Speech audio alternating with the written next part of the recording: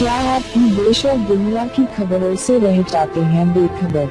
तो सब्सक्राइब कर लीजिए हमारे HT न्यूज चैनल को और बेल आइकॉन को दबाना मत भूलिएगा। ప్రవేశపెట్టే పథకాలకు కూడా కొంతమంది పిల్లి శకునాలు బలుపుతున్నారు. గోడ మీద ఉండే బల్లి శకునం బలికేదంట, కుర్చీలో పడి సచ్చిందంట. ఇవాళ టీఆర్ఎస్ వాళ్ళ పరిస్థితి గట్లుంది. శకునం బలికే బల్లి కుర్చీలో పడి సచ్చిందని ఇవాళ వాళ్ళు శాపనార్థాలు పెడుతున్నారు. ఎట్లిస్తారని మాకు సంకల్ప బలం ఉన్నది. ఈ పథకాలను అమలు చేస్తాం. నేను ఈరోజు చెప్తున్నా, 3,10,00,000 మందికి ప్రతి వాడికి 6 కిలోలు సన్న బియ్యం ఇస్తాము. ఎన్ని వేల కోట్ల ఖర్చు అయినా పెట్టాము. రైతు రుణమాఫీ చేస్తామన్నాము. 25,35,964 మందికి 20,617 కోట్ల రూపాయలు రైతు రుణమాఫీ మొదటి 10 నెలల్లోనే మేం చేసినాం.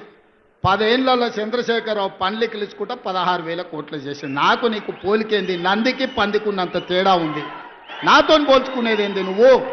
నువ్వు ఎగగొట్టిన రైతు బంధు పథకం 7,625 కోట్లు ప్రభుత్వం ఏర్పాటు చేసిన మొదటి 3 నెలల్లోనే ఆయన రైతులకు పంగనామం పెడితే 7,625 కోట్ల రూపాయలు రైతు బంధు పథకాన్ని మొదటి భాగాన్ని రైతుల ఖాతాలో వేసినాం.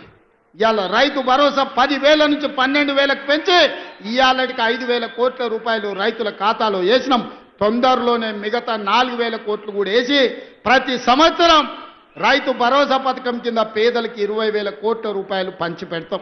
ఇవాళకి రైతు రుణమాఫీ కింద 21,000, రైతు భరోసా కింద 12,000, 33,000 కోట్ల రూపాయలు 15 నెలల రైతుల ఖాతాలో నగదు బదిలీ చేసి రైతుల గుండెల్లో శాశ్వతంగా ఇందిరమ్మ పేరు, సోనియమ్మ పేరు ఉండేటట్టు ఈరోజు చర్యలు చేపట్టినాం.